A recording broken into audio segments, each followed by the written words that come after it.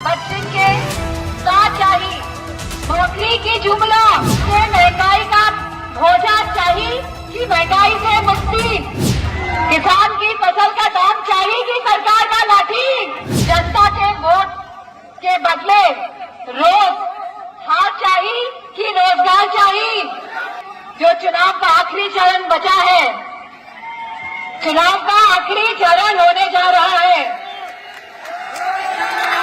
और जैसे जैसे चुनाव बड़ा आगे, बताइए भाजपा वालों के पसीने निकले कि नहीं निकले।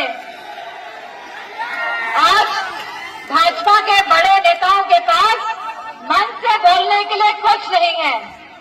जो पिछले 10 सालों में जो उम्मीद, जो आशा जगाने का काम किया था, इन सभी उम्मीदों पे, इन सभी आशाओं पे पानी फेरने का काम अगर किसी ने किया है तो भाजपा के 2 बड़े नेताओं ने किया है।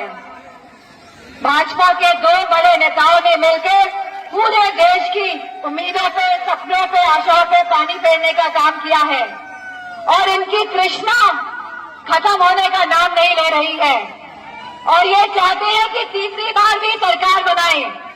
लेकिन किस खातिर ये सरकार बनाएंगे जब हमारे युवाओं के पास रोजगार नहीं है, जब आज महंगाई से हमारी माताएं बहनें, हमारा किसान सब त्रस्त हैं।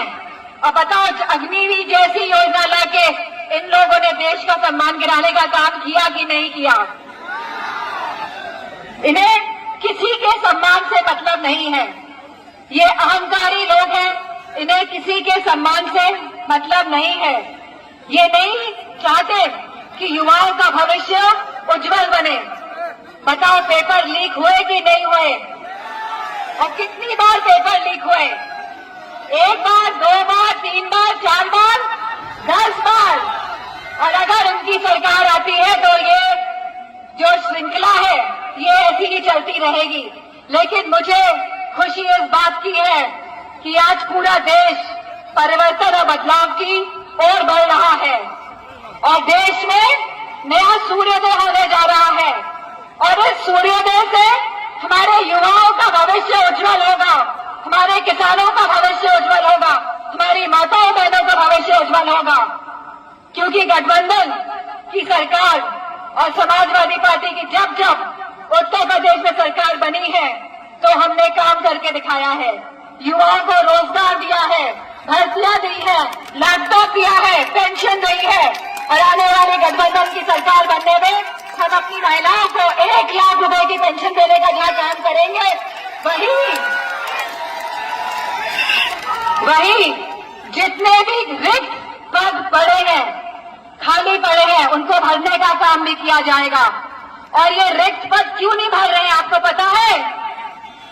ये रिक्त पद सरकारी नौकरियों के क्यों नहीं भरे जा रहे हैं, या ये सरकारी नौकरी निकाल के पेपर क्यों लीक कर देते हैं?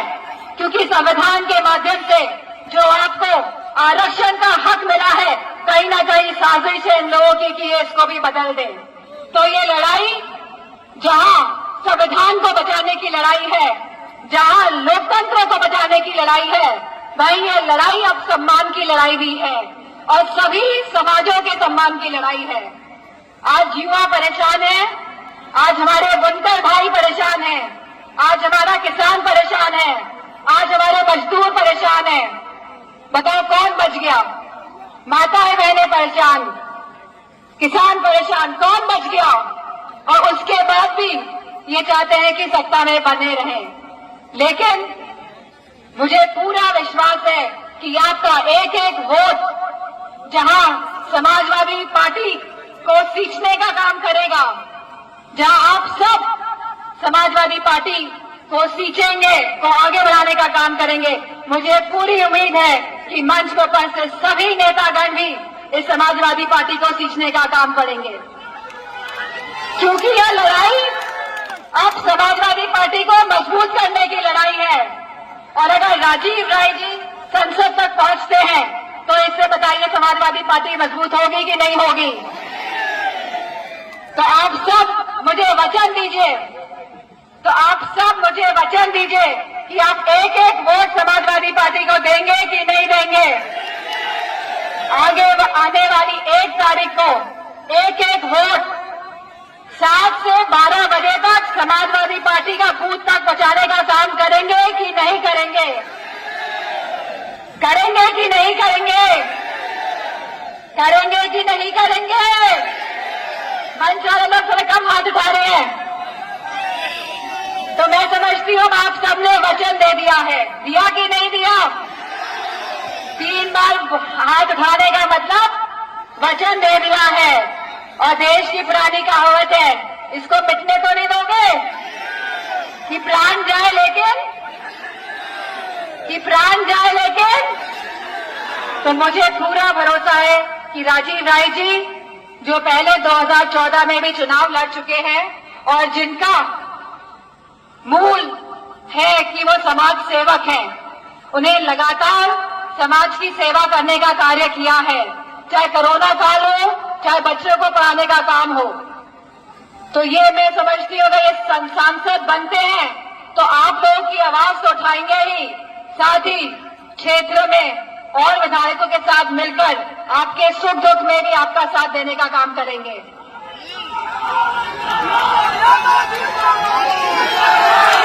क्योंकि 2014 के बाद चुनाव हारने के बाद बताइए इन्होंने क्षेत्र छोड़ा या नहीं छोड़ा? लगातार सेवा के भाव से जिस तरह इन्होंने काम किया है, सांसद बनने के बाद ये इससे 10 गुना ज्यादा काम कर सकते हैं और आपके सुख दुख में साथी बनते रहेंगे। और मौजूदा सरकार को हटाओगे कि नहीं हटाओगे? आजमगढ़ से तो पूरा सहयोग मिल गया है, घोसी से सहयोग मिलेगा कि नहीं मिलेगा? आपका एक वोट इस संविधान को बचाने की लड़ाई को मजबूत करने जा रहा है, आपके बच्चों के भविष्य को बदलने की तरफ, परिवर्तन की तरफ एक कदम है।